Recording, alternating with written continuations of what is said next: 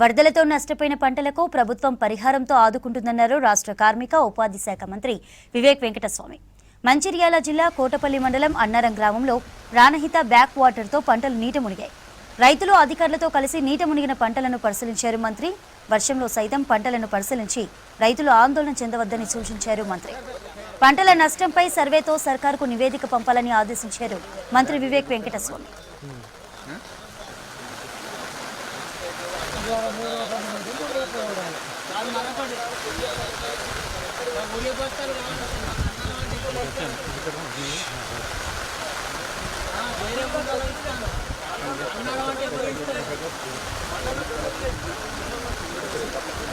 సరే ఎవరు చెప్తున్నారు కదా చెప్పండి, వాళ్ళే చెప్తారు ఎవరికి భూమి తక్కువ ఉంది ఎక్కువ యూరియా తీసుకోవడం వాళ్ళే చెప్తారు. మనం సఫిషియెంట్ గా ఇస్తున్నాము, తర్వాత కూడా తక్కువ వస్తున్నాయి, ఎట్లా అవుతుంది?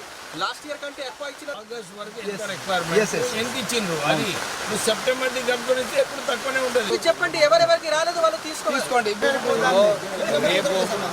రేపు లేకుండా మ్యాక్సిమం 20 టన్నులు వస్తుంది. 44 బ్యాగులు వస్తాయి. మీరు వాడుకోండి. ఈ సెప్టెంబర్ ఇంకా ఉన్నది.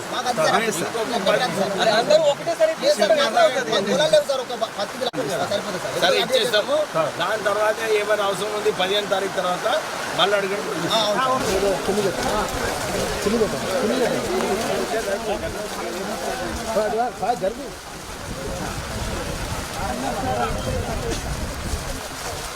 మరి